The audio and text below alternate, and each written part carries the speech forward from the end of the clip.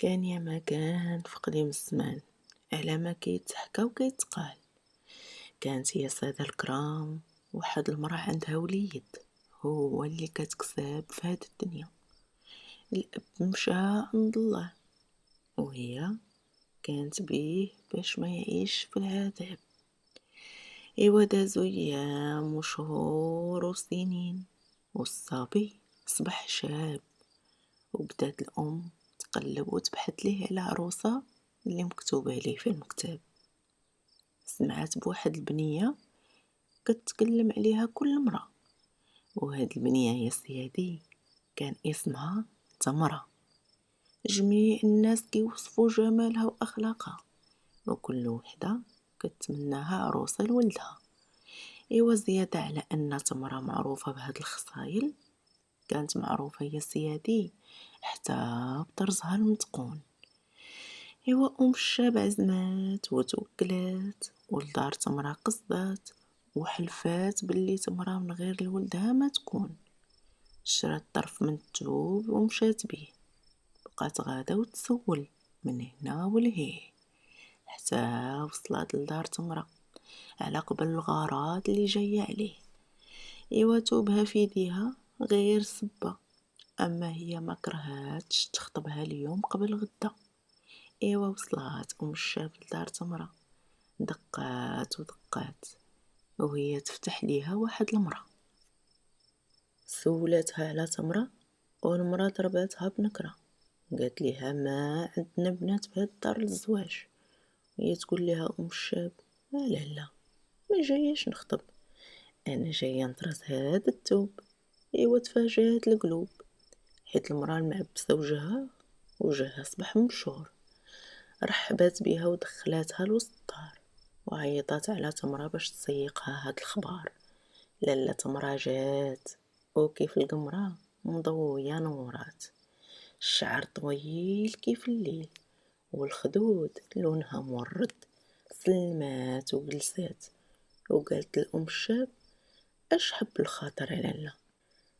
ايوا وفين هو عقل المرا يا الحباب. الشاب عقلها غاب حيت الجمال اللي شافت قدامها فات الوصاف، وعاد زيد الاداب والصواب. عطاتها الثوب وطلبت منها ترزو ليها. ضحكات تمرة، ضحكت عجبات منها المرا حيت عند بالها كتضحك عليها. تمرة نطقات وقالت ليها لا هاد الثوب ما صالحش للطرز، خيوطو رهاف ودغيا كيتمزق.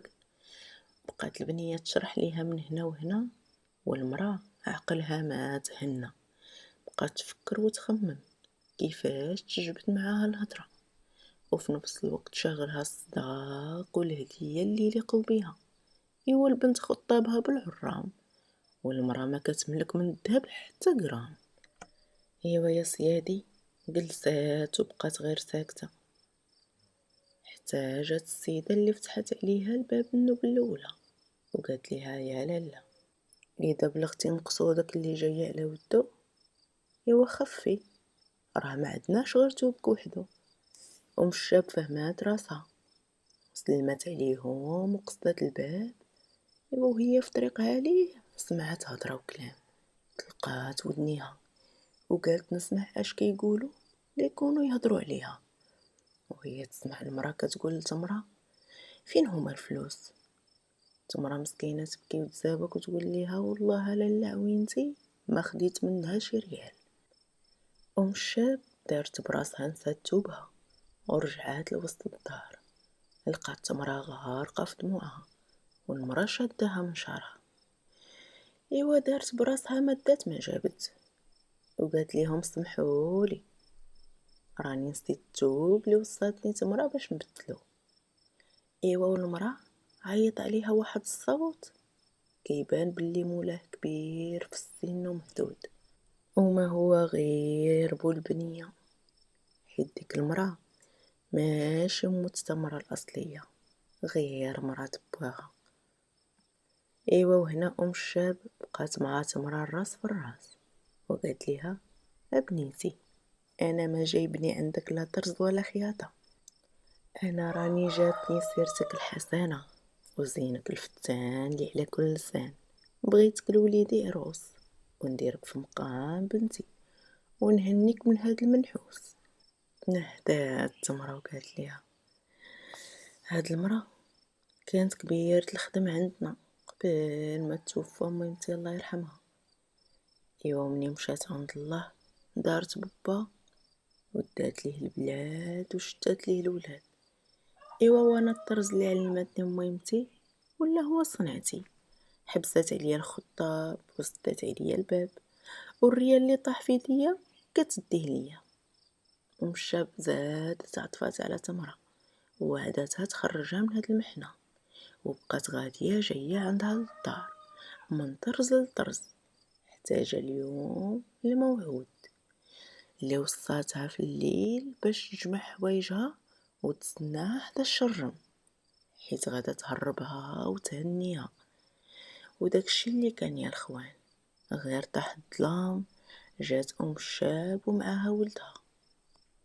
نقزات تمرة من الشرم وطاحت في خنشة، غير دخلات وسطها حسنتها المرا وولدها دارها فوق ظهرو. ايوا وهربوا بيها.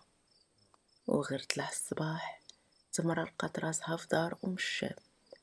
قالت ليها: غنزوجك لولدي ونهنيك من هاد العذاب، وندير لك عرس كبير يتكلم عليه العجوز والوليد الصغير.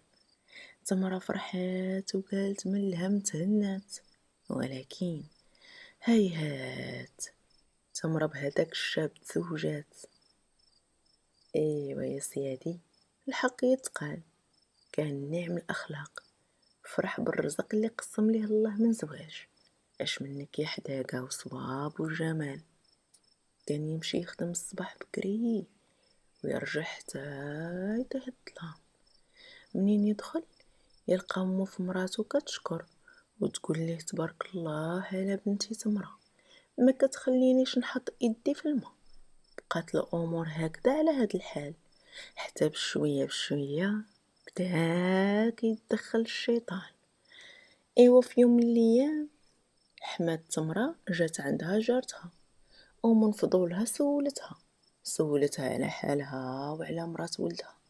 قالت ليها المرأة: نصابكم كانوا البنات كاملات بحالها، ما تخليني نطيب ولا نشقى. وكتشعل بالنقا، وهي تقول ليها: يا الحمقى راه دايراك ضحكة، علاه شكون مولات الدار والري والشوار؟ جات غير من وراك وخطفات عقل ولدك اللي حملتي بيه وتعذبتي عليه. واذا ما كانش تخليك تشقاي، هاديك راها معيورة ليك باللي شرفتي وهرمتي، وباللي هي رشيقة كيف النحلة. ايوا ودا ما كانتش كتخليك طيبي، راه غير حيت ما كيعجبهاش طعامك. ايوا شوفي شحال وانتي طيبي لوليدك وتهلاي فيه وتجي وحده وتقلبوا عليك. راكي حمقى يا جارتي اللي مصدقه. ايوا دوزي على الواد الهرهوري، ما دوزي على سكوتي.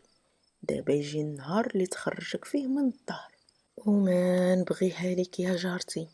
داكشي علاش خصك تغداي بيها قبل ما تعشى بيك. ايوا المرا دارت بها الارض من كلام الجاره، وما جات فين تمشي بحالها حتى هزيتي مرا وحطيتي مرا. صبحات في وجهها مرات ولدها غير مكشره، وتمرة مسكينه ما في بالها خبار على نيتها.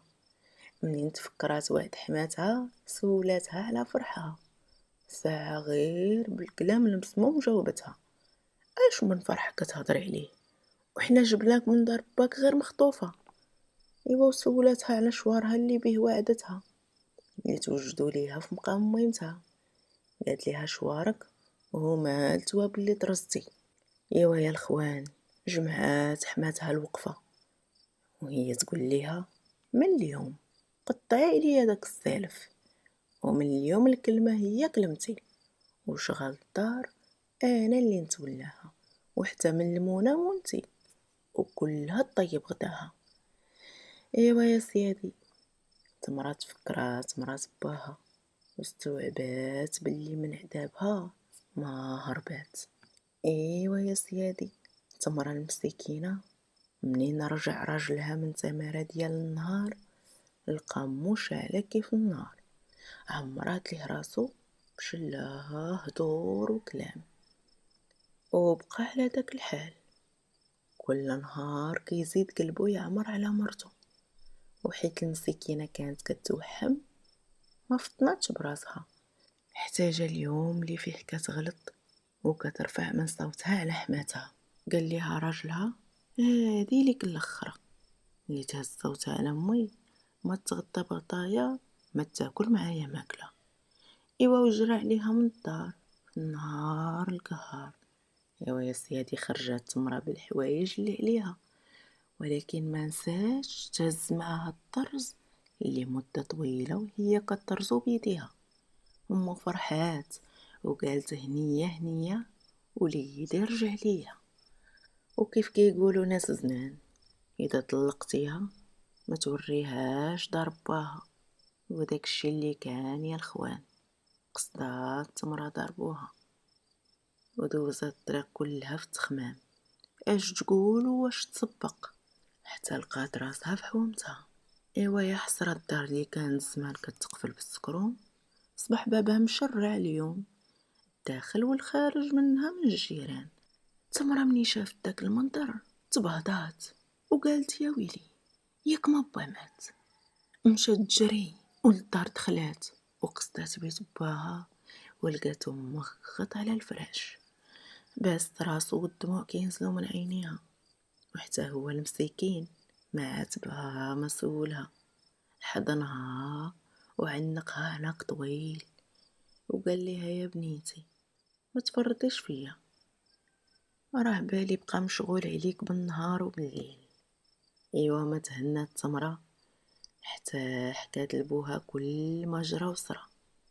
ايوا خلاها حتى سكتات واختصر ليها الهضره وقال ليها: ايوا هادي يا بنيتي دير لك العقل. ايوا من بعد ما الامور هدات وتمرة ارتاحت، بنت ليها الدار خاويه. فين هي مرات باها اللي ضلت تنقر بالليل والنهار على الكبيره والصغيره؟ مشات سولت باها. ايوا وقال ليها: غير على الله خليها. من بعد ما شديت الفراش، مراتي هزات الصندوق اللي فيه كل ما كان ملك ومشات ما رجعات، وبدا يضحك ويهون على راسو ويقول: هو الحمد لله مني خلات ليا هاد الدويره وما هرباتش ليا بالحيوط. ايوا يا سيادي ناضت تمرة وشمرات على دراعها ووجدت الطعام وجمعات الدار، وبقات على هاد الحال كل نهار حتى جا النهار اللي بدات كرشها فيه تبان. عاونوها على هاد الامر الجيران حتى ولدات وتفكات على خير. ولدات وليد من زين الوليدات، فرحات بيه وعمرات بيه خاطرها. فرح بيه جدو وسماه سيد المختار.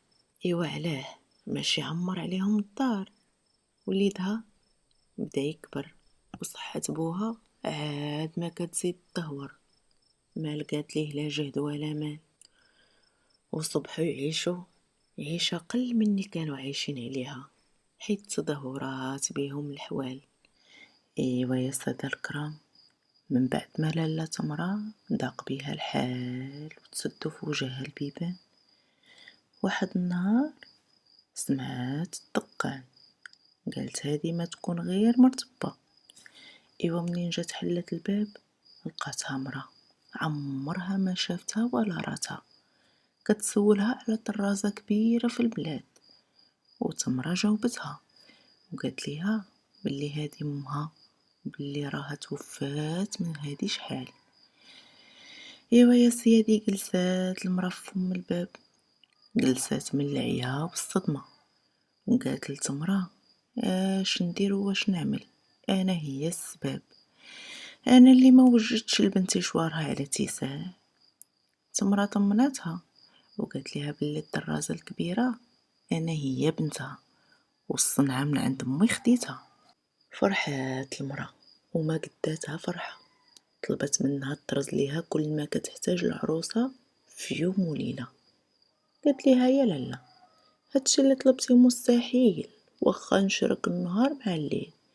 قالت ليها: غير حاولي ونعطيك ضعف الثمن.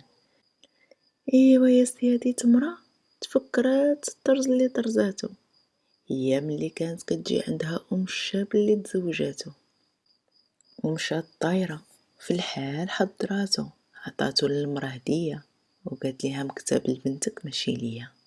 المرا فرحات ومشات عند اهلها، ومن بعد مدة من الزمان رجعت عند تمرة بهدية غلا منها، صندوق عامر الويز من ذهب، وقالت ليها بلي بنتها تزوجات ولد الوزير وجادت عليها بهاد الخير.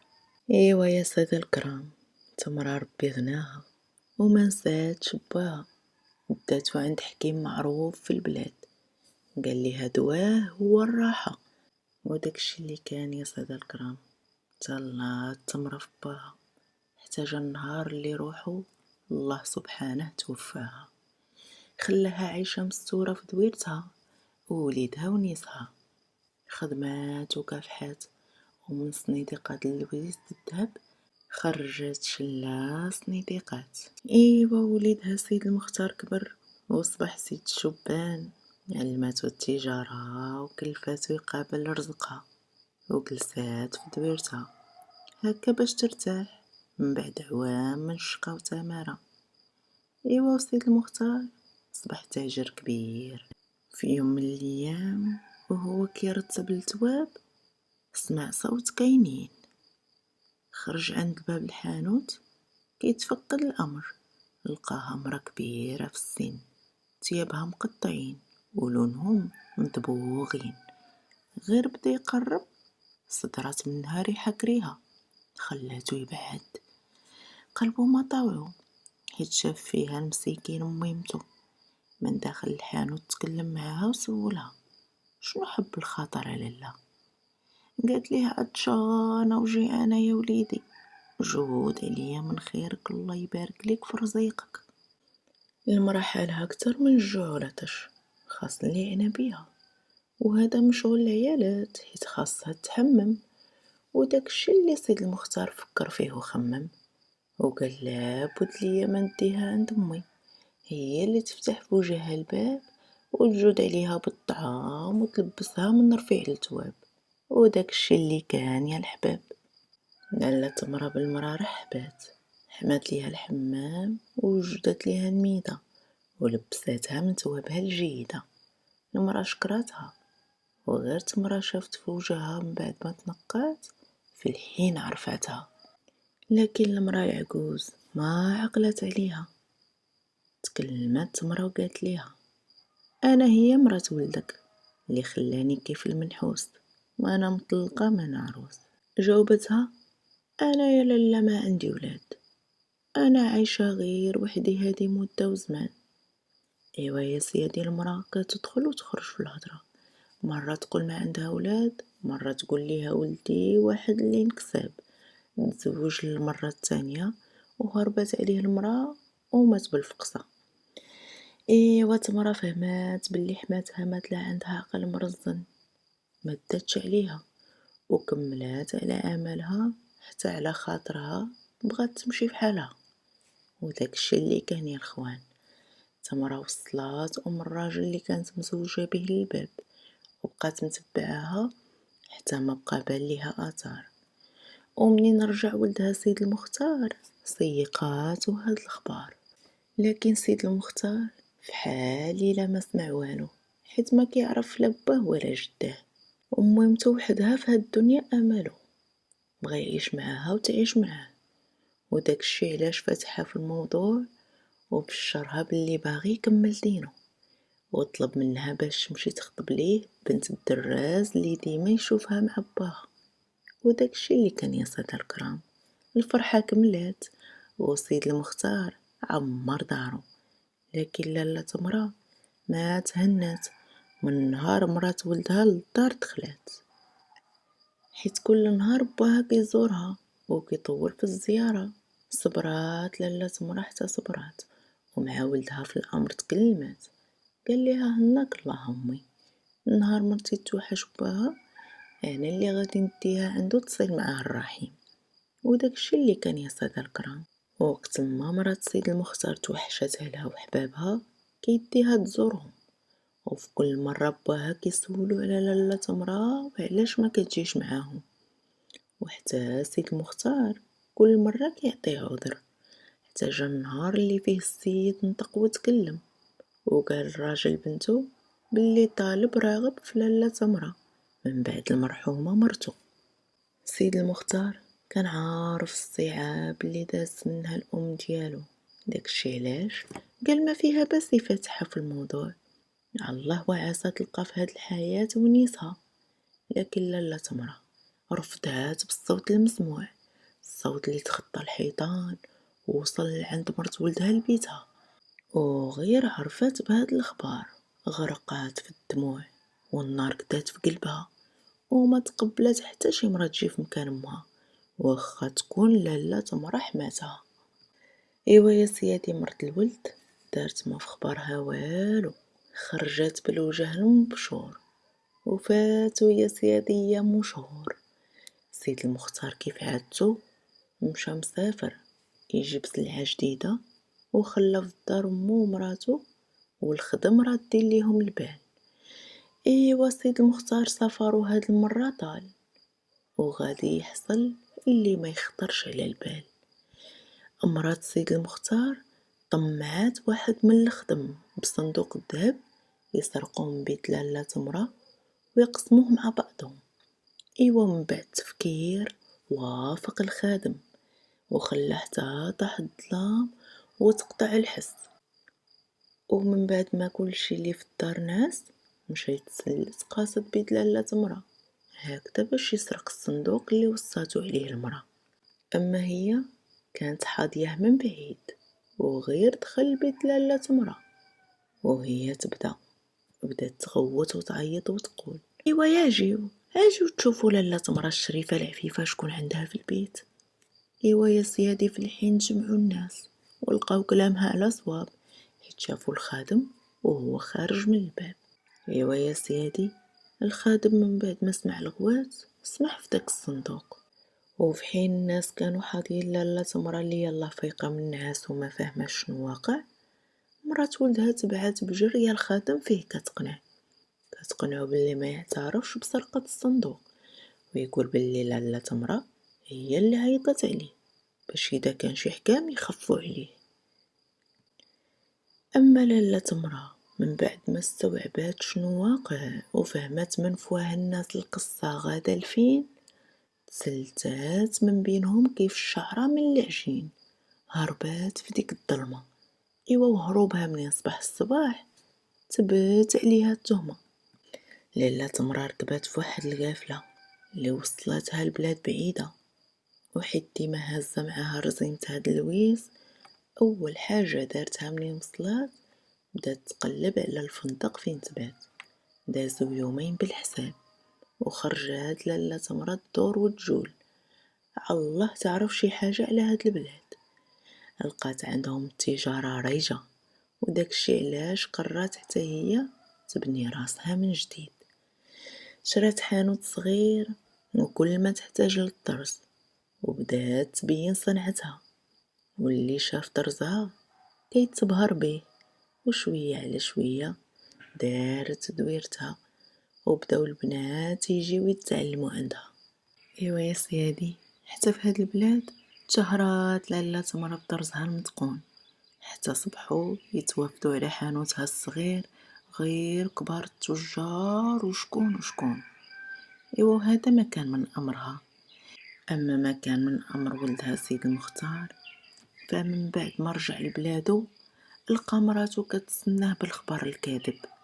ما صدقش الامر حيت كان عارف ميمتو اللي كبراتو، قال لي هاد الطريق اللي جابني ترجعني. استفسرات منه الامر وعلى شنو بغى يقصد سولاتو، قال لي هاد الدار بلا امي خاليه وما نرجع حتى نجيبها. قالت له رجلي على رجليك، حتى انا منين تخليني هنا وحدي نتسناك ما غادا نكون هانيه. وداكشي اللي كان يا سادة الكرام، مشى سيد المختار ومراتو يبحثوا من مكان لمكان كيسولو ويوصفوا لاله تمرة للناس، الله يلقاو من شافها ولا من راها. بقاو على هاد الحال حتى وصلوا للبلاد اللي فيها لاله تمرة، وكيف عادتهم بداو يسقسيو، ولكن هاد المرة دغيا لقاو الخبر، حيت لاله تمرة شكون اللي في هاد البلاد صباح ما كيعرفهاش؟ نعتو ليهم حانوتها. وسيد المختار بالخف مشى يجري عندها.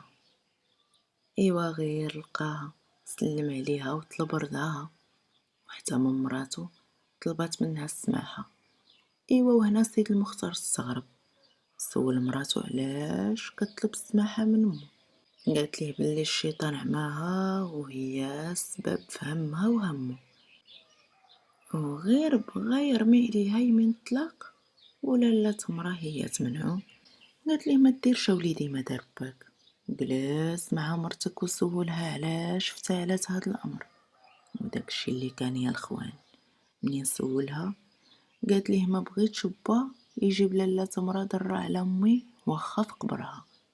لاله تمرة تقبلت الامر وعذراتها وقررت ترجع معاهم لدويرتها.